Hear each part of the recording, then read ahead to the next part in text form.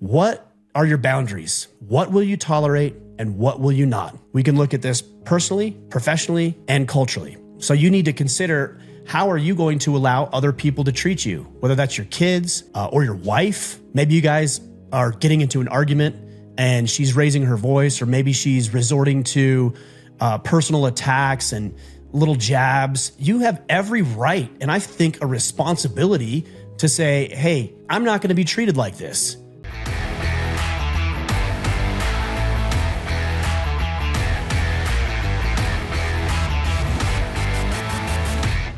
Men, passivity is the antithesis to masculinity. I believe at the root and the core of what it means to be a man is to acknowledge what's going on around you, to see the injustices, to see the problems that people are struggling with, that you might be struggling with, and then assert yourself in the most positive and effective ways possible to create change, personally, professionally, and even culturally. But if you look around in society today, we are with an abundance of men who are weak and timid and passive and cowardly. And I think that part of the reason that the Order of Man movement over the past 9.5 years has had so much success is because, in a way, I'm willing to say what so many men are thinking. I can't tell you how often I get messages from men who say things like, oh man, I really resonate with your message. You're saying the things I've been thinking for a long time. Well, guys, stop thinking about these things and start actively dealing with the issues that you see and are confronted with in your life. Whether it's your own personal struggles you're dealing with, whether it's professional and career aspirations and you're getting passed over for promotions, or you're seeing something happen at the workplace that shouldn't be happening. And even at the cultural and political level, when we look around and we see those people who will assert themselves but don't do it from a righteous place, a place of service towards other people, obviously those are the policies and the things that are going to be passed and implemented in this society, because those people who are righteous, and I don't actually think you can be righteous unless you're willing to act, but those people who have good thoughts and good ideas and want the best for themselves and the people they love and care about and the rest of society aren't speaking up, aren't doing what they need to be doing. And I understand that there's a risk when you're being assertive. There's a risk of being ostracized from the group. There's a risk of ruffling feathers and creating unnecessary contention and drama in personal and professional relationships. There's a risk of financial loss. There's a risk of losing your job. There's a lot of risk that comes with this, but also at the core of what it means to be a man is a level of courage and boldness and a willingness to do what needs to be done and say what needs to be said. And I would argue that a lot of the reason that so many men are struggling today is because they're passive and they're letting life pass them by. They're getting passed over for promotions.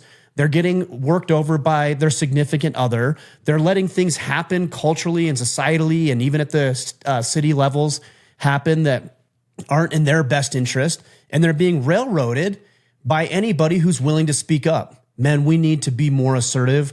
We need to be bold. We need to be courageous. And we need to speak up against injustices and things that we see wrong. So what I'm going to do today is I'm going to share with you 5 steps that you can implement in your life today. You can practice these things every single day of the week to ensure that you are being more assertive, but you're doing it in an effective way. There is a big push in modern masculinity type movements that you can be a dick, that you can be a jerk, that you can just say whatever you want to say and it's quote unquote your truth and to hell with anybody else. I don't believe that either. I believe that there's a way to be assertive. There's a way to be bold. There's a way to articulate and share your ideas. There's a way to stand up against injustice. There's a way to push forward initiatives that serve you and other people in a very respectful way. We don't need to bully people. We don't need to railroad people in order to do this, but we do need to be assertive and we do need to be strong and we do need to have the fortitude to stand on our own 2 feet and on our own ideals. Let's break this down. Number 1, first and foremost, you have to know what your goals and your visions and your objectives are. The reason that so many men are not assertive is because they don't know where they're going. So it doesn't really matter if they're assertive or not, if they're assertive or passive, if they're enacting their will or if they're allowing other people to enact their will against them. It doesn't really matter. If you don't know what direction you're heading, the current doesn't really matter. It's going to take you here. It's going to take you there. Sometimes it's going to push you there. Other times it's going to push you this way. Guys, get very clear on what you want to accomplish in your life. And I would give you these realms to consider. Number one is personally. What do you want to accomplish with your finances, with your relationships, with your physical fitness, with the kind of man that you want to be? Another one is spiritual. What are your spiritual beliefs? What is good? What is righteous? What is noble? What is honorable? What higher power do you worship? What is the grander vision for you in your life? Like if we're playing at this little micro level of anything I do doesn't matter and it's insignificant in the grand scheme of things, then of course, whether you're passive or assertive doesn't really matter. But if you know that your actions count in eternity, that you do have a part to play in a grand design, then you're more likely to do the things that need to be done to push that agenda forward. So we have financially, we have relationally, we have spiritually, we have emotionally, and we have mentally. If you haven't thought about what you want to accomplish in each one of those realms, then the rest of this podcast is moot. It doesn't even matter. That is the very first step. If you want a great tool for utilizing this, you can go to orderofman.com/12-week battle planner or just 12weekbattleplanner.com. And that will take you to our app. And it's going to help you design and articulate not only a vision, but an objective to accomplish the vision and tactics, things that you can do on a daily basis that are going to drive you closer towards what you want. Now, the reason a vision is so important when it comes to being assertive outside of all the other little tactics I'm going to give you today is because it serves as a powerful litmus test for what you are doing in your life. And when you see things going wrong at work, or you see things going wrong at the cultural level, or you see things going wrong in your church congregation, you can look to your vision and know that what you see happening before you is not in alignment with what your ultimate objective is. And you will learn to have the fortitude, the strength, and the courage to stand up against what other people might be wanting to do to you or to other people. Know what you want, stand on your own 2 feet, and you will be more likely to be bold, courageous, and audacious. Number 2, what are your boundaries? What will you tolerate and what will you not? We can look at this personally, professionally, and culturally. From a personal level, I was out at a restaurant the other night and I watched this 6, 7, 8-year-old child completely berate his mother at the restaurant. The father was there, the mom was there, and the things that this child was saying and coming out of his mouth, I can't, number one, I can't believe it. Number 2, I can't help but wonder, at least to some degree, why the mom wouldn't stand up, why the dad wouldn't stand up. Both of these people are very passive. They're very weak in this perspective. And I know I'm only catching a glimpse, a moment in time, so it's hard to really judge the entire scenario. But these are people who clearly don't have any boundaries about the way that they're going to be spoken to from their children. That is not going to happen here. So you need to consider, how are you going to allow other people to treat you? Whether that's your kids or your wife. Maybe you guys are getting into an argument and she's raising her voice, or maybe she's resorting to personal attacks and little jabs. You have every right, and I think a responsibility, to say, hey, I'm not going to be treated like this. This is not going to be tolerated here. I do not appreciate it, and I will not allow you to speak to me like that.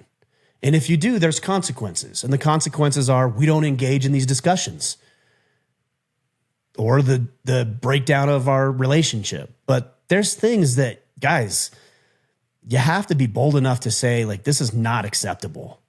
Same thing on the professional front. You know, just because you're in a professional environment, and let's say you're an employee and you're hired by a boss, and that boss is there to berate you and belittle you, or a coworker is berating and belittling you and putting you down, you have every right and, like I said, a responsibility to stand up for yourself, to ensure that people won't treat you that way. And it's been said that we condition people to treat us a certain way. And the other quote that comes to mind is, we encourage what we tolerate. If you tolerate that behavior from other people, you might as well just encourage them for doing it. Give them a little gold star for treating you like dog crap. It's not acceptable. And if we as men can't stand up when we see things going on like this that are wrong, who's going to do it? You know, a lot of men, even men who listen to this podcast, like to complain about the degeneracy and the decline and the moral bankruptcy that we see in society today. And yet, how many of us are actually willing to stand up and say anything about it? You know, I'll say things on social media that I think is pretty common sense about the loss of decency, the loss of morals and principles in this country. And it's few and far between when people stand up. Now, there are people who stand up and agree with it, but I'm wondering why millions and millions of people aren't saying more. It's because we're cowardly and afraid, and we're not willing to rock the boat. Now, there is a great way to overcome your fear of rocking the boat, because as I said earlier, if you rock the boat, you run into some potential consequences. For example, if somebody's berating you at work and you say something about it and you bring it up, there is a very likely scenario where you could be reprimanded or you could even lose your job. Now, how do we overcome that? By creating sovereignty for ourselves, meaning financial abundance and prosperity, continuing to network. If you had to leave that job for whatever reason, voluntarily or involuntarily, you could go find another gig, another job within the next 24 to 48 hours. That leverage gives you power to say what needs to be said. But if you're living paycheck to paycheck, you don't have other connections, you don't have other resources, you don't have any other opportunities, there isn't some sort of abundance in your life, you're going to be less likely to speak up because you need that job. That's the only way you're putting the roof over your head and the food on your table. So men, all of the lessons that we teach and have taught over the past 9.5 years, they don't operate in a vacuum. Everything is harmonious. Everything works together. So when I talk about sovereignty, having sovereignty in your life, responsibility, freedom, liberty, medical sovereignty, health-related sovereignty, financial sovereignty, spiritual sovereignty, mental, emotional sovereignty, meaning you don't let other people get the best of you. When you have that kind of sovereignty, you're more likely and more willing and more able to do and say everything that needs to be said and done. Number 3, this is very, very important. I see this all the time. Men, we have to stop trying to make everyone happy. It's not your job to make people happy.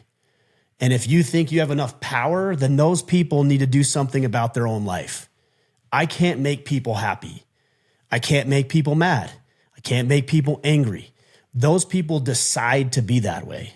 And it's not my job to make everyone happy. It's number 1, it's impossible. Number 2, I'm not willing to sacrifice my morals, my moral compass, the things that I believe are right, my ability and desire to speak up against injustices because somebody else might have their panties in a bunch over it. That isn't something I'm willing to do. And I've got very, very comfortable, and it takes practice, but I've got very, very comfortable knowing that everything that I'm going to say, in fact, the things that I'm saying today, other people aren't going to be happy about it. It's going to be scrutinized. It's going to be ridiculed. People are going to poke at it. People are going to poke at me. That's just going to happen. And that's not my responsibility. I have a very small group of people that I have a direct responsibility for. And even those individuals, it's not my job to make happy. It's not my job, for example, to make my kids happy or my girlfriend happy. It's my job to show up in a very powerful way, to serve them effectively, to help them accomplish their own goals and desires. But their happiness, that isn't a thing for me. And so I can say what needs to be said. When my kids are acting out, I can discipline them because I'm not worried about them being happy. I'm worried about them being contributing members of society and learning the lessons they need to learn in order to live a good life. Men, we must get over this desire to make everybody happy and instead focus on your morals, focus on your principles, focus on what is right, and then you can let the chips fall where they may. And that leads to point number 4, is doing the right thing, period. This is a very difficult thing to do because everything that a man does and says is measured with the potential consequence for doing and saying the thing. And I'm not saying that you need to go into it blind and jump off the cliff and blow up the island and make everybody unhappy and piss everybody off and rile everybody up and to hell with the consequences. That's not what I'm saying at all. But what I am saying is that when something is happening that's not right and you need to bring it up, maybe you inadvertently took advantage of somebody financially, then make it right. Maybe you said something to somebody that you shouldn't have said in a moment of anger or weakness, then make it right. Maybe there's something that you've been withholding or lying about to your spouse and you've been afraid to tell them, make it right. Maybe you see somebody else at work mistreating somebody else, and so you need to be doing the right thing by saying that's not acceptable. We will not tolerate that here. And I know there's consequences. I get it. I'm not saying there aren't. But what I'm saying is that if we had more, millions and millions of men who were more focused on doing the right thing for the right reason than we are about the outcome would take care of itself. People would be happier. People would be more fulfilled. People would be more profitable. People would be more abundant. People would be more free. Bad ideas would get squashed. Great ideas would get amplified. Politicians who don't belong in office would be ousted. Terror and evil and degeneracy would be routed out. And it's going to take time and it would take effort, and not everybody is on board with that. But guys, doing the right thing for the right reason is enough. And it's an eternal principle that if you do the right thing, that everything else will fall in line. Maybe not in the micro. You know, if you do the right thing at work and you tell a boss, hey, I'm not going to do what you're asking me to do because it's immoral, you're probably going to get fired. So that's a real life consequence. But in the long run, what happens if you end up getting fired? You leave that company, you go work with a more reputable company. You know, at some point, that company that's doing shady things is going to be caught, and those people are going to go down. Well, you saved yourself from that situation because you had the balls to stand up and say what needed to be said. And you put yourself into a better situation. Same thing with a spouse. You know, if you're being mistreated or abused by your spouse and you say, hey, I'm not going to tolerate this. And that happens over and over and over and over again. And then one day you decide, hey, I'm done here, because I'm not going to be treated like this. Or maybe she decides she's done, or maybe she steps out on you, or whatever the case may be. That marriage may end, and that's horrible. I've been in that boat. It's something I don't wish on people. But there's going to be a better relationship that's going to come up because you had the balls to be a man. The things that we lose when we do the right thing are pale in comparison to the things that we gain by doing the right thing. Do the right thing. Number 5, guys, last point that I have here on being more assertive is you just have to practice. And like anything, maybe you're going to try a new sport. My 2 oldest boys over the past couple of years have gotten really into lacrosse. And both of them played football and baseball and basketball, but never lacrosse. And so for a while, it was clunky. It was awkward. They'd bring their lacrosse sticks home and try to keep the ball in the net and try to pass and try to shoot. And it was ugly. It was bad. But that's because they'd never done it before. But they practiced and they worked on it and they drilled and they played with the team and they played games, and now they're better. They're not as good as they could be, but they're moving in that direction. And it's the same thing with being assertive. It's gonna feel scary. It's going to feel uncomfortable. You're going to feel like you're being a jerk. You're not gonna feel like this is gonna be a kosher thing or a comfortable thing, and it isn't. Being assertive is not even supposed to be comfortable. We wouldn't have to assert ourselves in these situations if all we were worried about is comfort. We're not worried about comfort. We're worried about right and wrong, moral and immoral, ethical and unethical, good versus evil. And then we stand up against those things and we work to make our lives the lives of our children, the lives of our significant others, the lives of our community members, and the lives of the people in this country better because you had the courage to stand up and do and say what needed to be done and said. It is not easy, but if you practice it in all ways, speaking up, speaking out, sharing your ideas, dissenting if you need to, again, not in a rude way, not in a condescending way, not to just ruffle feathers. There are people who do that too.